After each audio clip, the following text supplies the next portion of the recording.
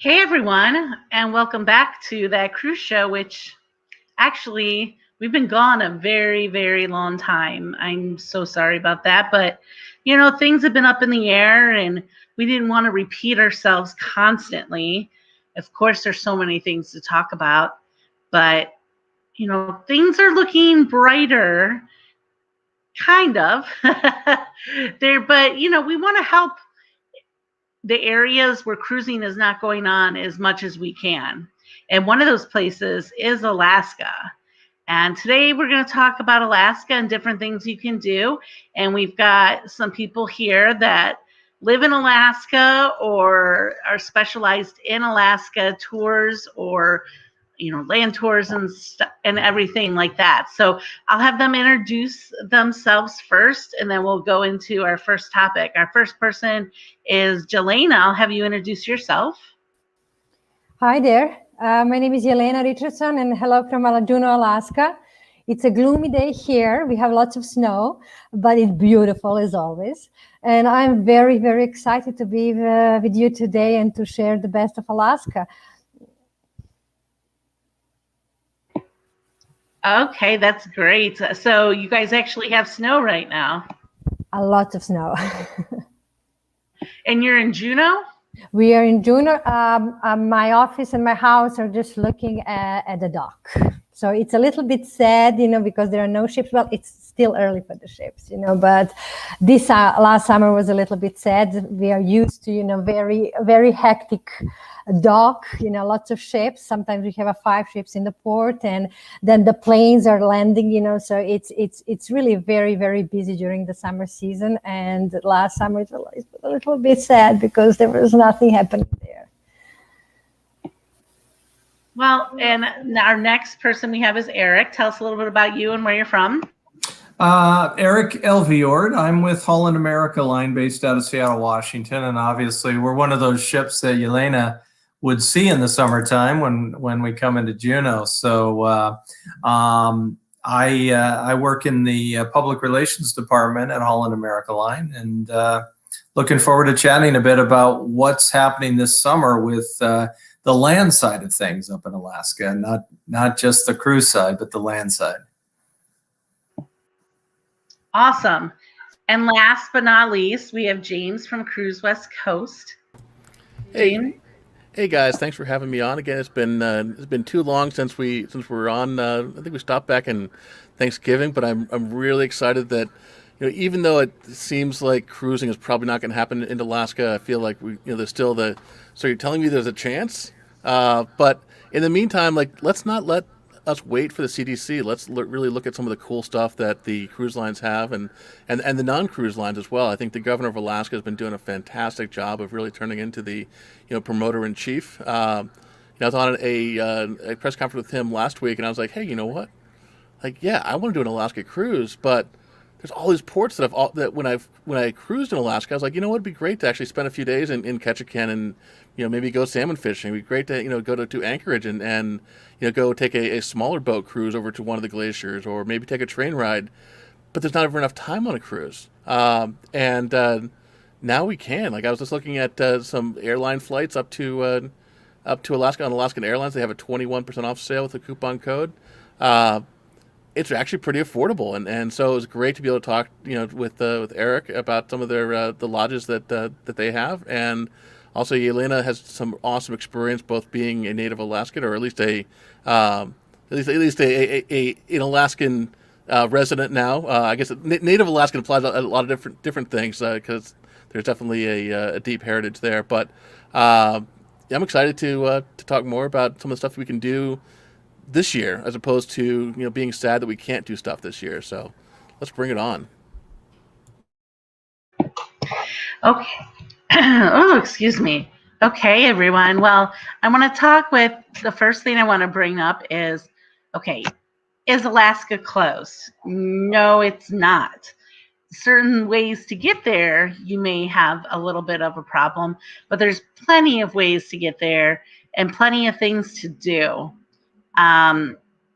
Actually, Elena, if you could tell us a little bit about some of the ways, maybe how somebody from the mainland can get up there right now.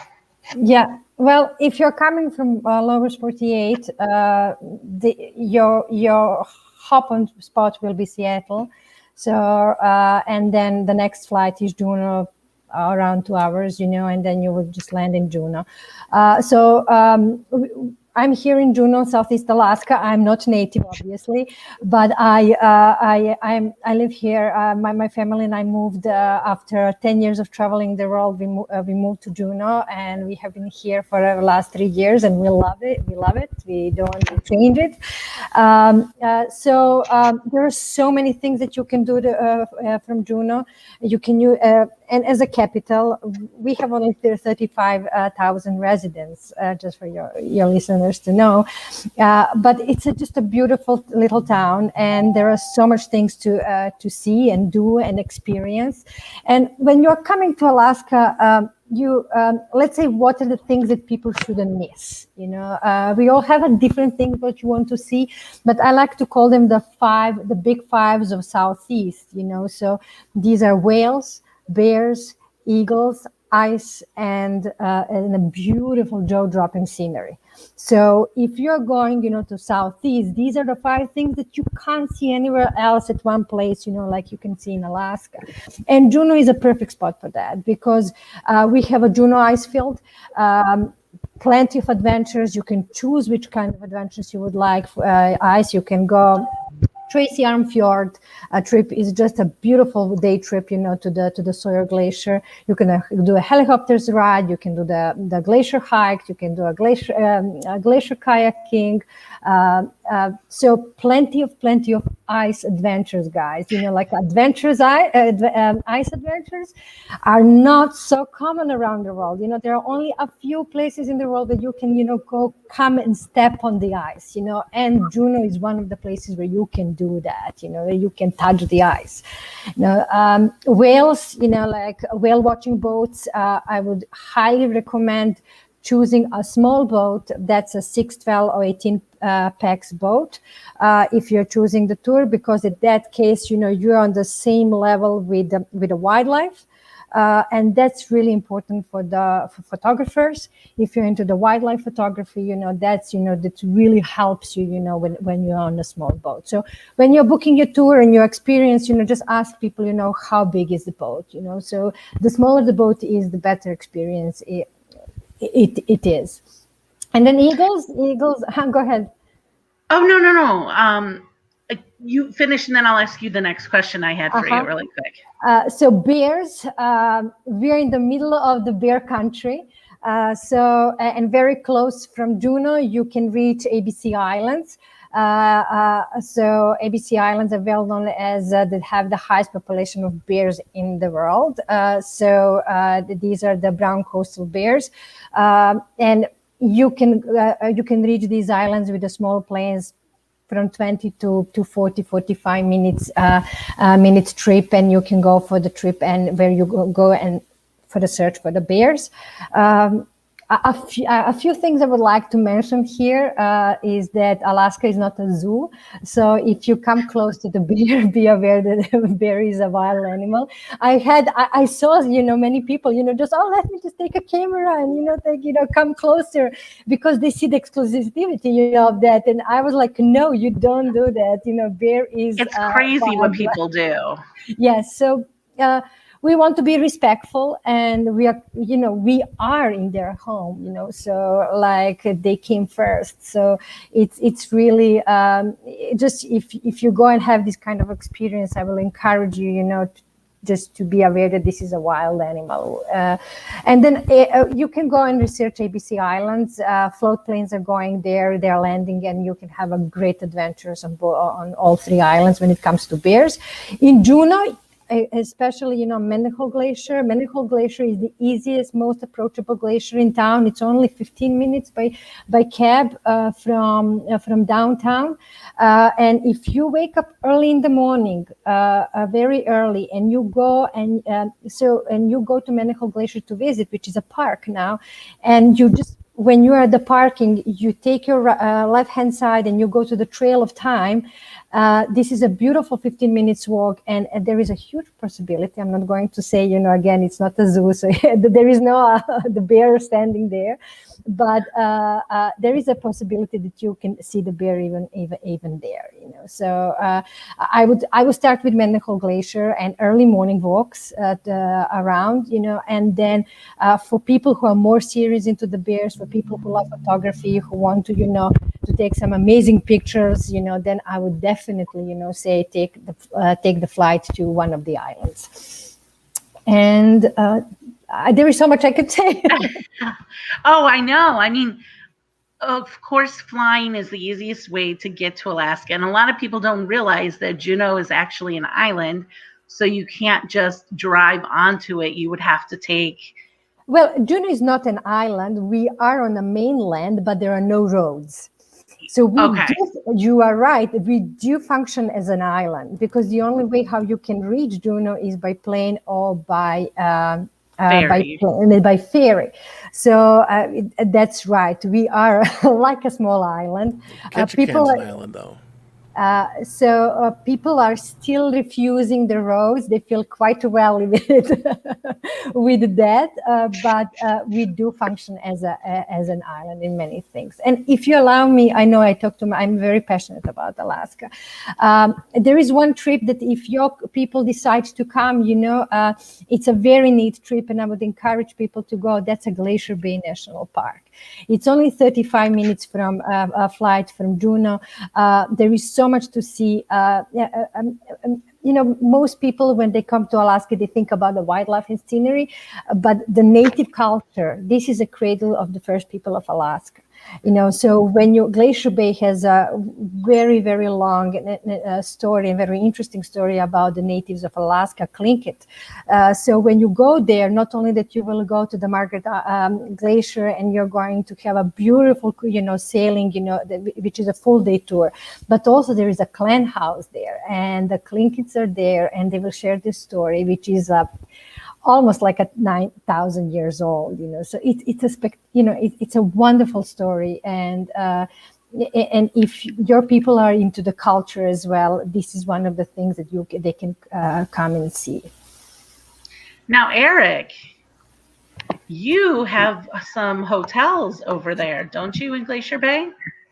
Not actually in Glacier Bay, where most of our properties are with the Gray Line of Alaska and in the Holland America group, and is Anchorage up through Fairbanks. We have some in Skagway, and then not to be this year, but in a typical year, we operate a little bit in the Yukon as well, which is even a little further than Fairbanks and Skagway, but up in Dawson City and Whitehorse. But so normally in Glacier Bay, when we're operating, for example, next year, we're definitely there in full force, if you will. We have permission to cruise into Glacier Bay.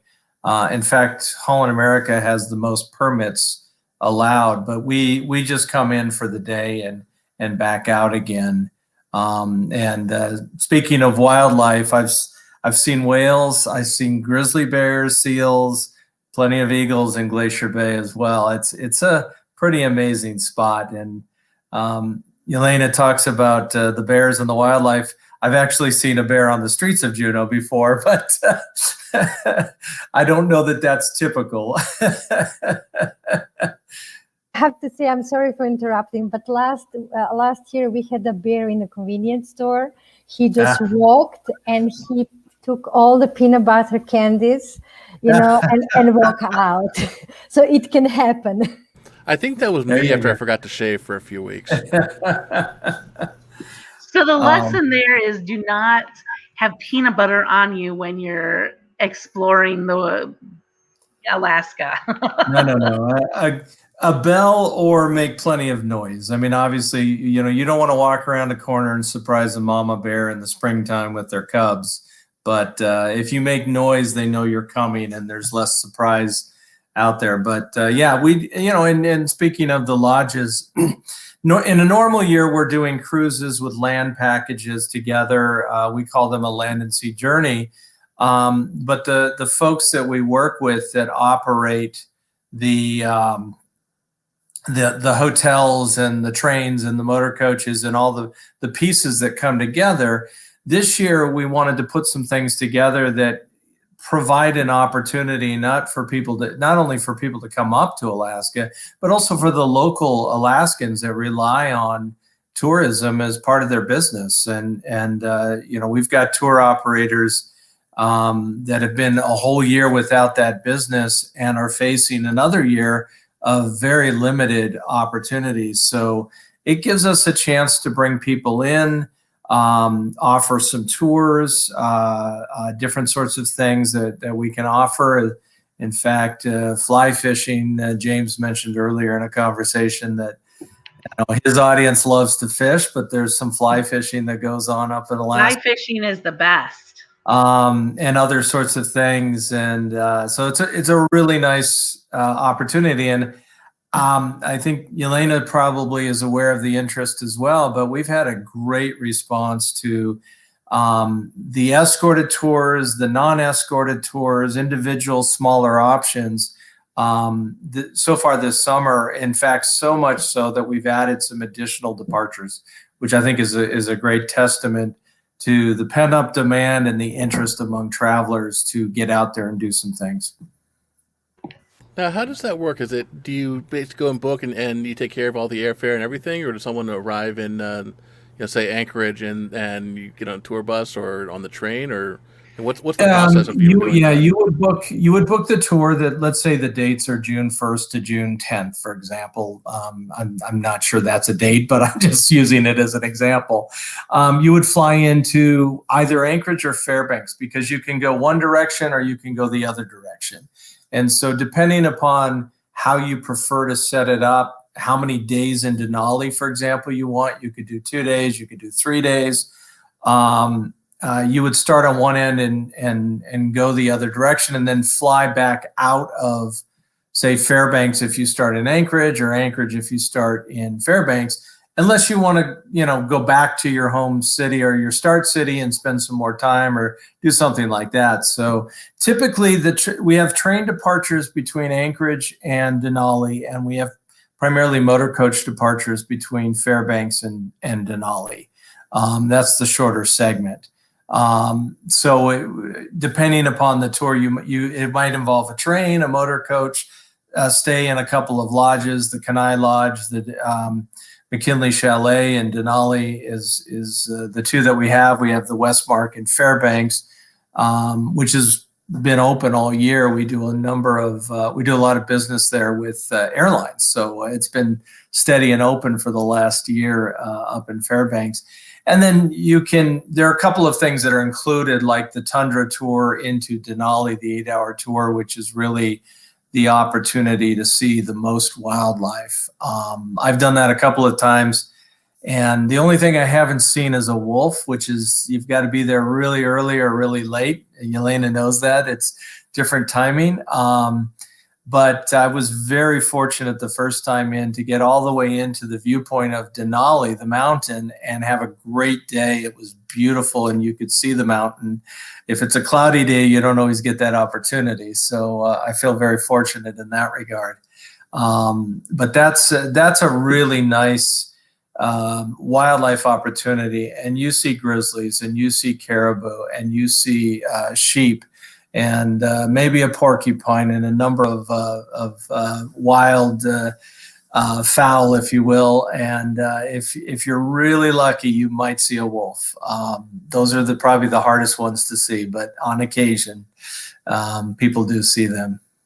And do those operate then the same way that the cruises would be? That they're generally, I don't like the word all-inclusive because it implies alcohol and everything, but does that include food and activities and those kind of stuff, or is it more like a traditional going to a hotel? A little of both. So the traditional organized tour would have certain meals included, not everything. You can buy a meal plan if you'd like as well. That would add a little bit more to it. Everybody's a little different in that regard. Some people like to be a little bit more independent about what they do. They may not eat as much as others. So it just depends there on the tour side. But there are a number of meals, lunches, and things that are included along the way, but not everything on the tour side of the product. So a little bit different than the cruises. And what we're offering this year is you could do a fully escorted tour where somebody's with you all the time, or you could do a tour that is what we call hosted, meaning we get you from point A to point B and somebody's there to greet you and set up what's going on, but they're not there all the time as sort of your personal guide, if you will. And then for the really independent folks, you can book a room, you can book a 2-day tour, you can kind of pick and choose what you like at your own pace as well. And all of this through our Gray Line of Alaska sister partner. They're the ones that are kind of coordinating, taking the bookings. They work with the travel agent community as well. So if you're working with travel agents, of course, they have access to the same sorts of things as well. We love our travel agents here. Now, one of my questions, and this can be for either or of, whoever wants to respond, is a lot of people, when they go to Alaska, they're like, I'm going to Alaska. But really, as we were talking, you're either going lower half or upper half, or if people are doing the cruise, there are some cruises that'll just take you one direction all the way up.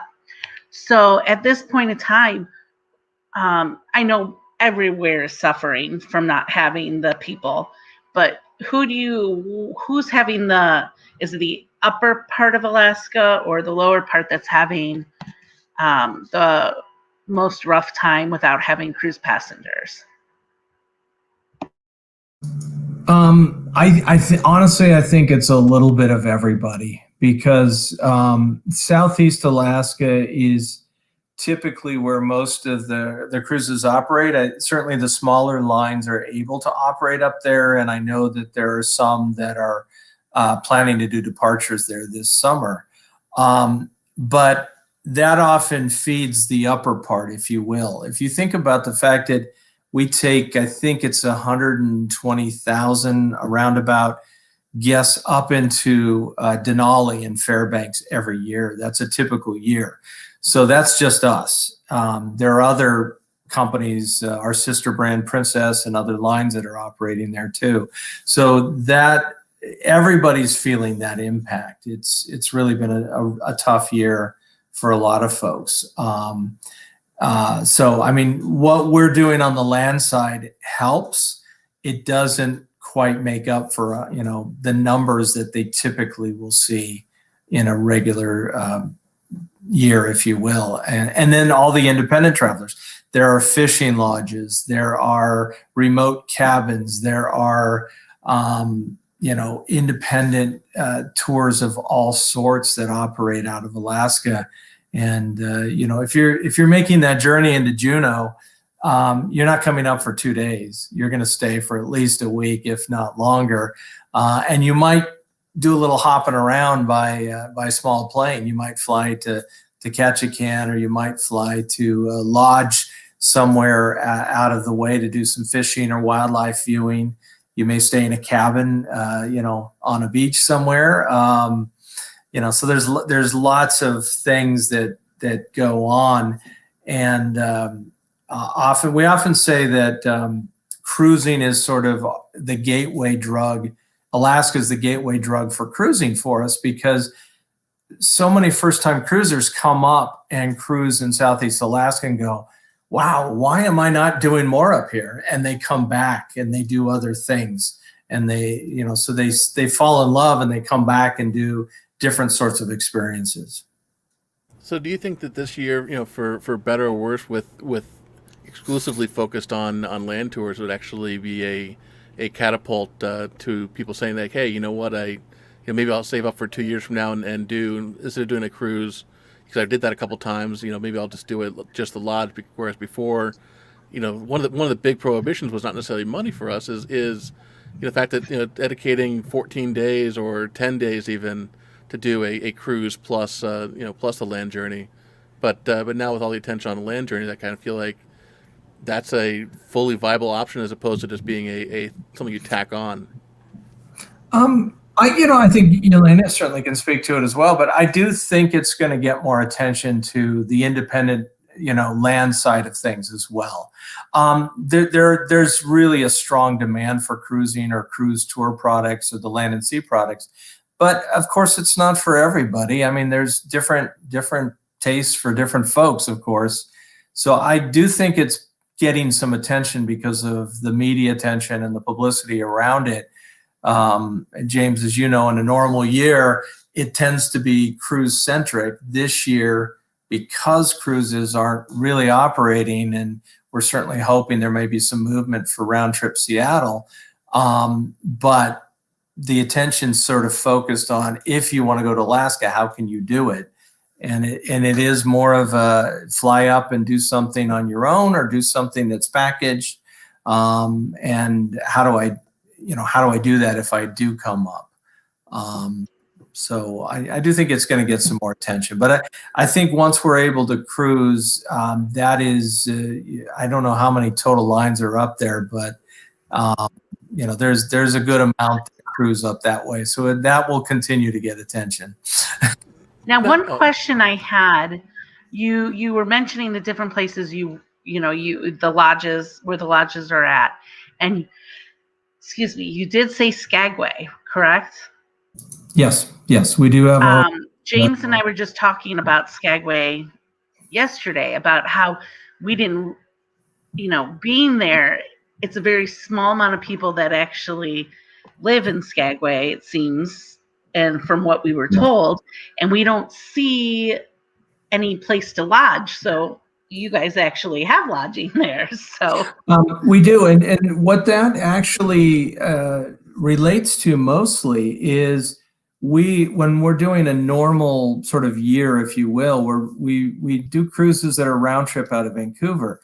But in the middle of the cruise in Skagway, you could get off the ship. Some people choose to get off the ship and travel on the White Pass Railroad up to Whitehorse, Dawson, over to Fairbanks, then to Denali and back to Anchorage. So what happens is 200 to 300 folks do that, and 200 to 300 folks are coming the other direction, and they get on the ship, and then they come back to Vancouver. So that's where you have a little bit of a smaller time frame, where it might be as you could do a 8 days, 10-day cruise and land option in that manner if you chose to. But it just depends on your time and your likes. But that's really what's going on in Skagway. And that lodge hotel is helping with that traffic back and forth of folks. Of course, we do take independent bookings as well, but a lot of it is that back and forth based on the land tours that are going on. Now, is that open right now, or will it be open this summer? That one is not open at the moment. We're not sure if that is a feasible option, given how the traffic flows go. And the kind of follow-up to that, then I would assume without that hotel, the White Pass Railroad is not going to be open either, or what's the... Well, right now, I don't believe that's operating, but I have to be honest, I don't know for a fact if they'll be able to operate that on a very small basis back and forth, because, again, that operates in a normal year. It's not just cruise passengers, it's people that are wanting to enjoy that trip, but obviously without the independent travelers, it's going to be much more limited. Gotcha. Another thing I know Alaska has, and a lot of people do not realize this, is, let me get this right, the Alaska Marine Highway. Is that how you say it? Do you guys know a lot about it? I don't really know. I looked at it, and it's pretty cool because you can actually get on, I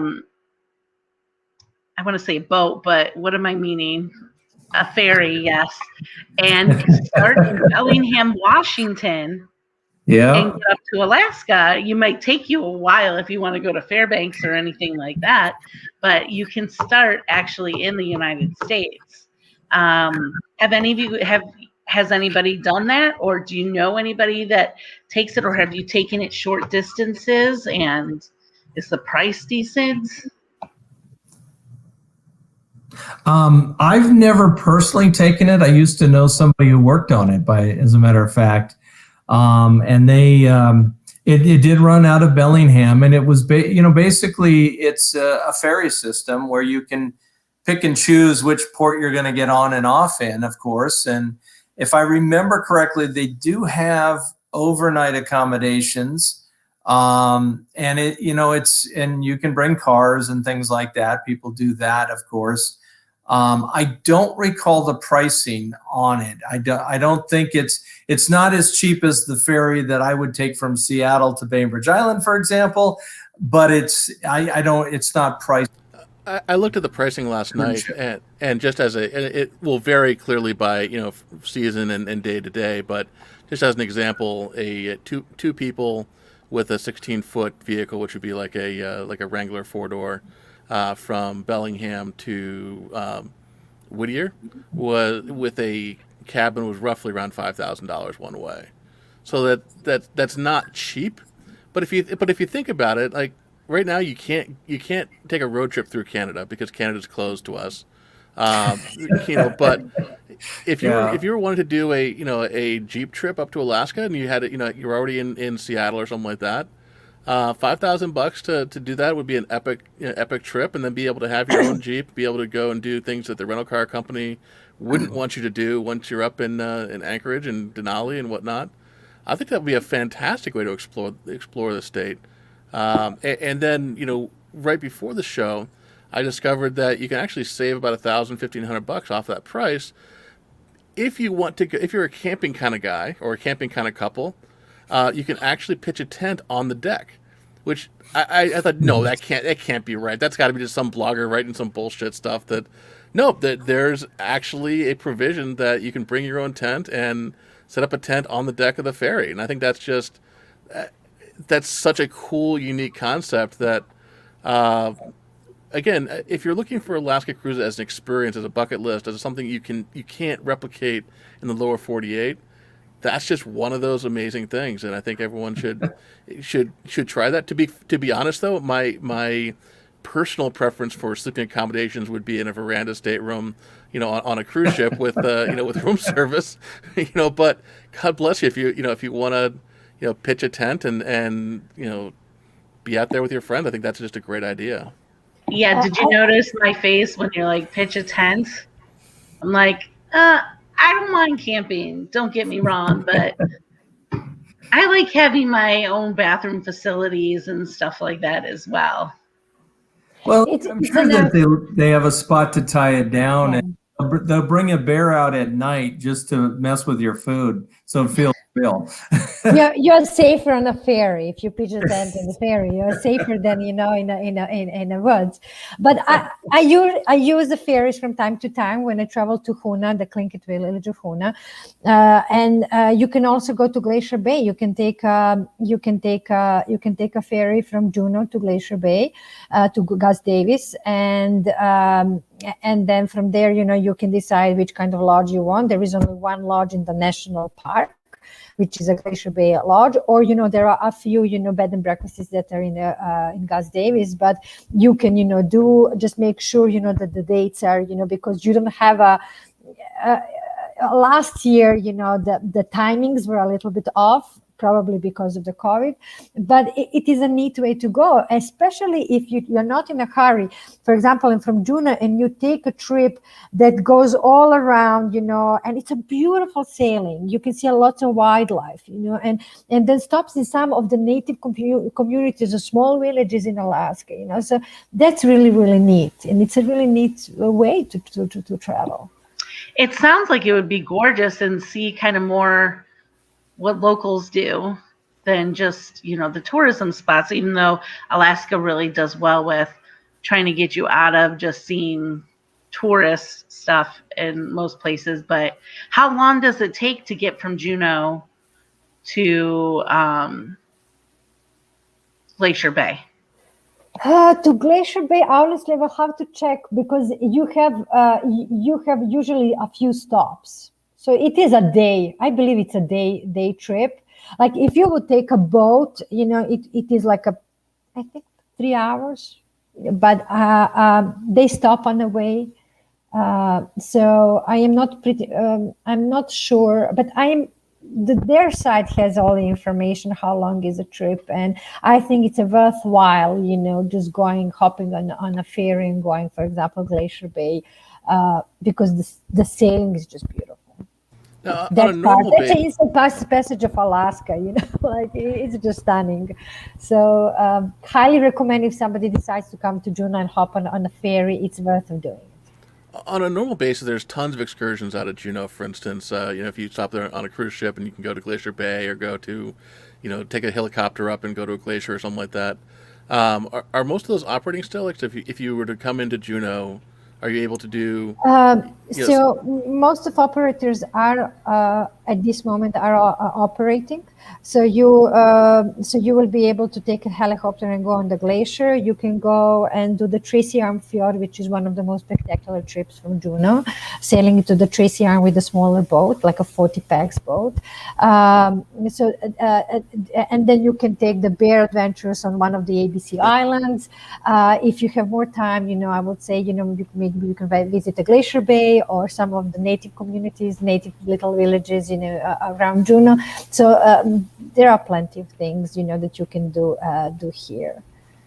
On the, I'm just obsessed with the glaciers. That was just such an amazing experience. But, on a normal year, I know one of the things that's really great about Holland America is the fact that they have, I can't remember, I'm going to probably get the exact wording wrong, but the most slots to see the glaciers in the most time.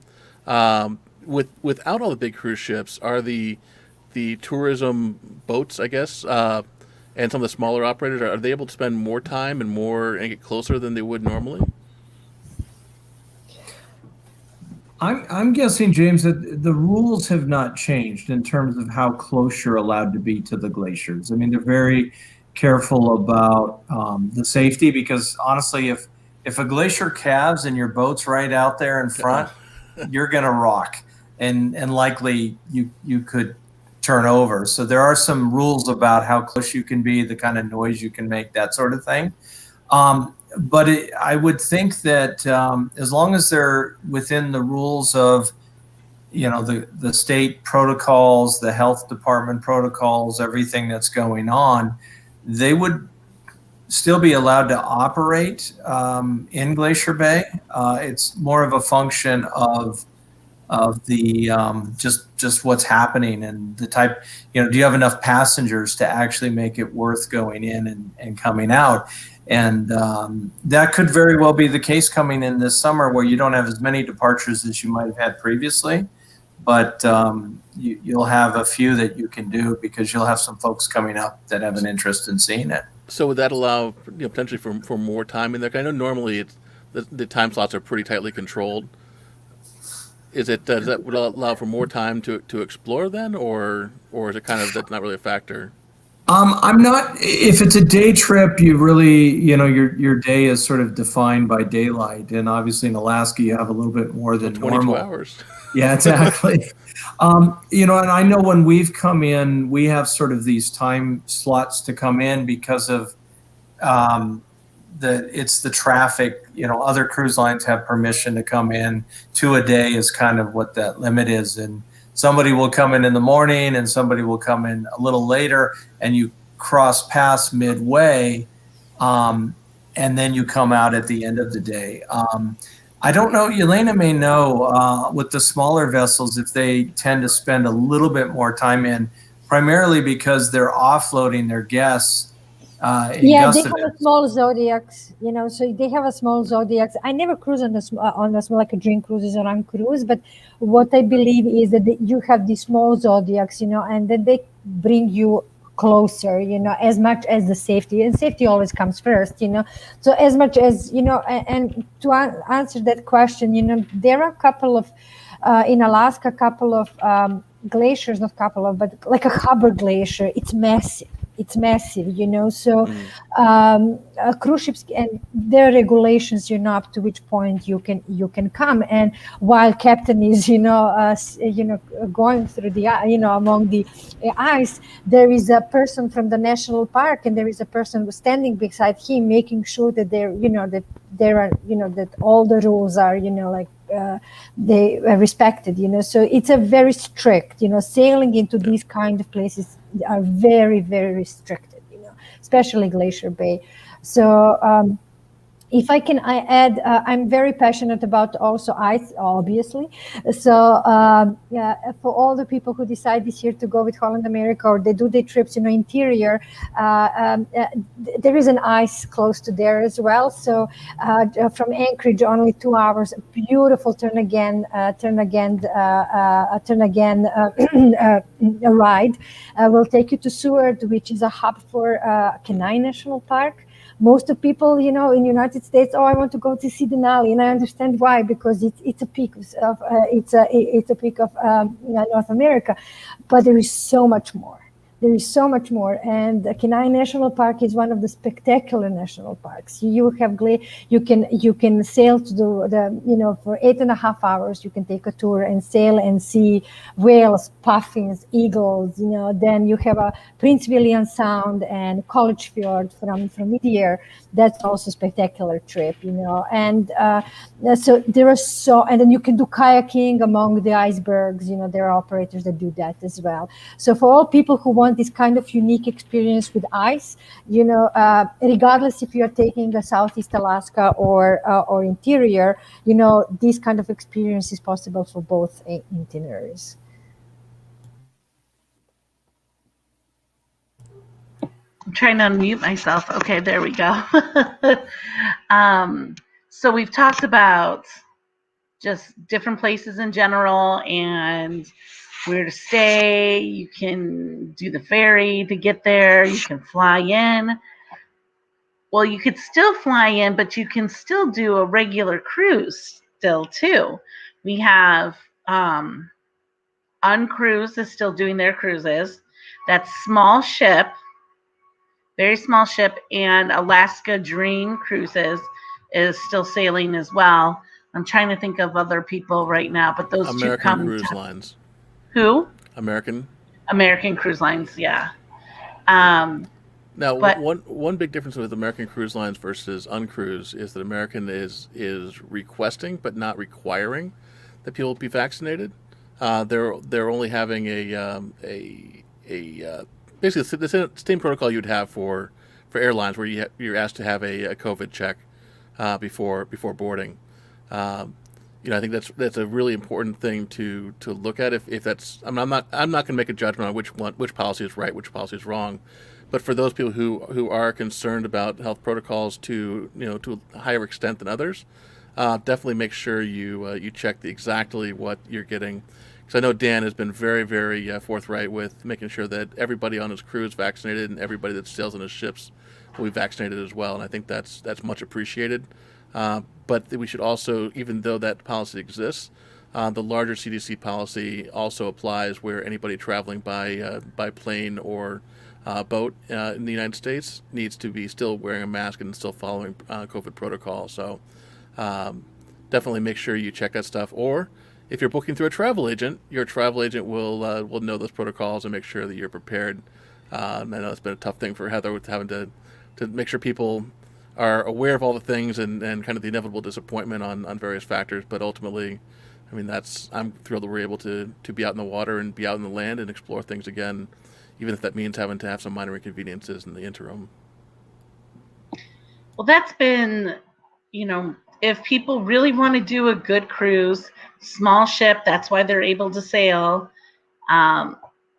Uncruise sounds like it would be fantastic, especially, some people get a little bit scared about Uncruise because they think they have to be super fit and everything to go on there. If you have some issues, they will help you out. Just contact them and tell them, what your mobility is right now, how active you are, and they will tailor some things around, but just contact them and find out, because they're all about just having a good time and really getting you in to see Alaska and the things Helena was saying that you want to see in Alaska as well.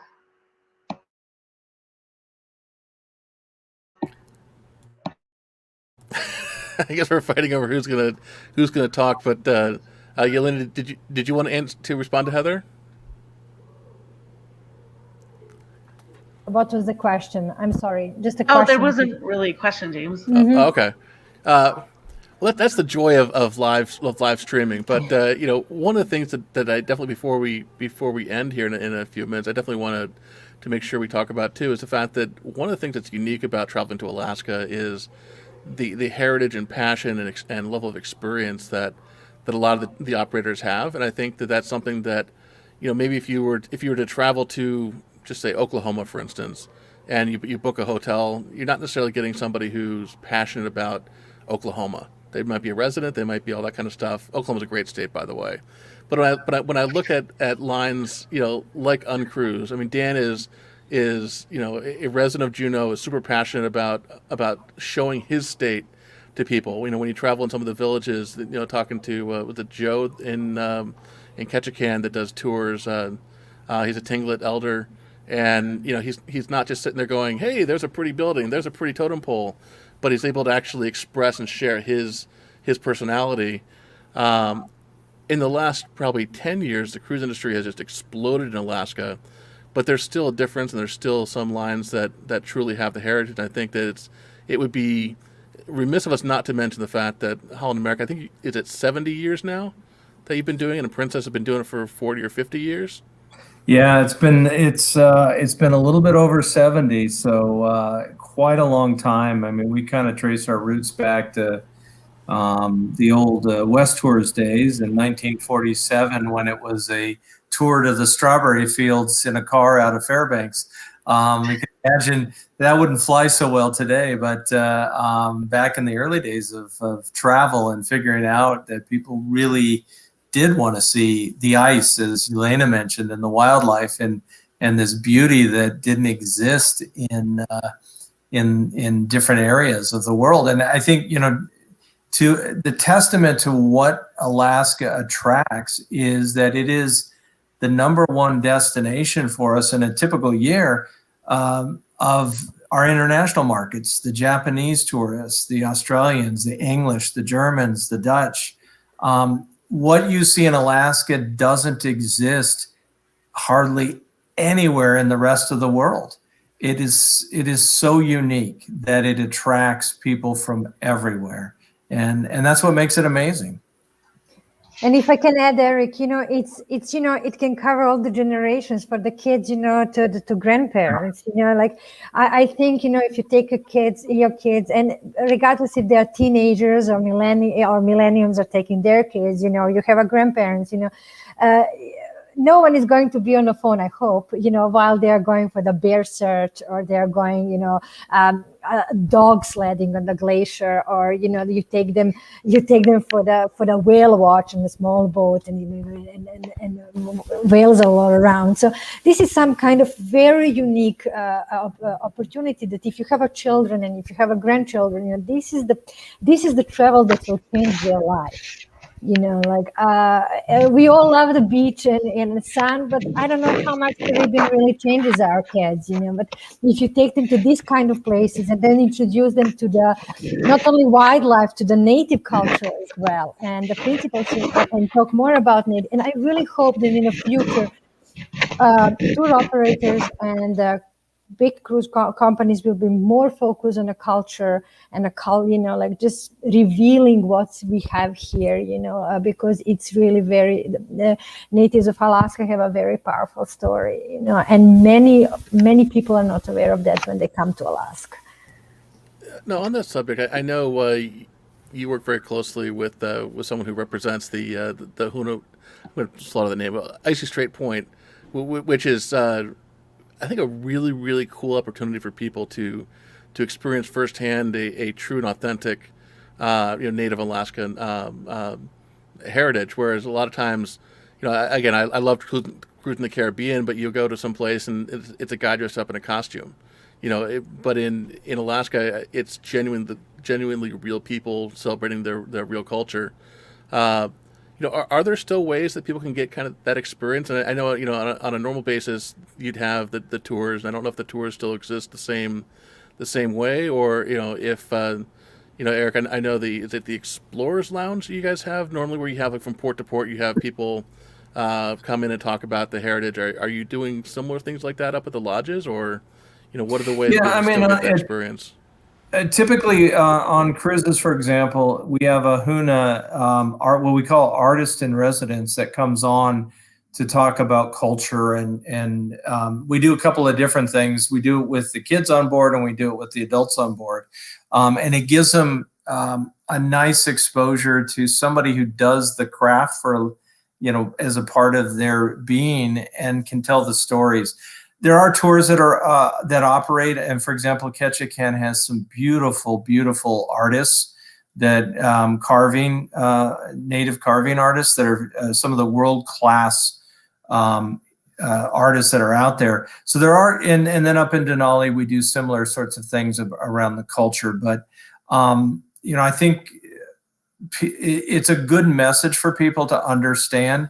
People, wildlife is a big deal in Alaska. The scenery is a big deal. The history is interesting for a lot of folks, but the native cultures are also very, very important, and bring a lot to the story of what is Alaska and how did it get created, and how important is Glacier Bay, and everything that goes on up there. And even Denali itself, the story is very much from the indigenous people. The name itself is, they went from away from Mount McKinley back to Denali for a reason. It has meaning and power. So I think that that's a great message. And I think people should, we can't tell people exactly what tour they should take, but I do think it's worthwhile to consider, when you're thinking bear watching and ice seeing and whale watching and whatever is out there, there's other things that could be very interesting. And learning from a native carver what they do to carve a totem, for example, or other pieces of art is pretty cool. Pretty cool to get that story and that perspective on life. Now I'm gonna wrap everything up because we're getting to closing time for our show. But I want to thank you guys for being here today, and hopefully, if you are watching now or in the future, you realize you don't just have to get on a mega cruise ship to get to Alaska. There are many ways. While you can take Holland America in the future, there are other ways. You can fly in and take a ferry to different things, and we just really need to, right now, if you have the time and you really want to take a great vacation, maybe, if you've always wanted to go to Alaska, maybe just do it right now to help these communities out so much, because they've lost so much money without the major cruise lines being there. And I say that not only for Alaska, I want to put that out to everyone, because I know that Portland, Maine is a huge stop as well on the East Coast going up to Canada, and they're having a very rough time there too. So if you live in the Northeast, maybe go spend a few days in Portland and, put some money back into their economy as well, because all these places need it. Yeah, I think that's a good story for anybody who has a reasonably thriving tourism business. If you run a cafe in town, your business is down during this time frame, and people feel it. There's no question about it. There are a lot of people that feel it, and so I think it's anything we can do, and even if it's a small number of folks, it's better than no folks at all. So by all means. And just to reiterate, I put up the promo code a little bit ago while Heather was talking. Right now is a fantastic time, price-wise, to travel to Alaska. Like, on a normal basis, Alaskan airline airline fares to Alaska are generally not the cheapest out there. It's also just a long trip, so it makes sense that it's more expensive. But right now, like I just looked at a fare from San Diego to Anchorage, and it was only about $1,000 for Heather and I to do 2-person trip up there, which is a fantastic rate. That's with the 21% discount code. Alaskan Airlines has been a great partner for a lot of different towns and cities in Alaska over the number of years, and really support them to continue the tourism, make Alaska accessible. So definitely, if you guys are considering, have ever wondered about, can we go to Alaska, but oh no, it's too expensive to go. Right now is the time to try. And frankly, I think even after this deal expires, I think you have to travel by the end of June.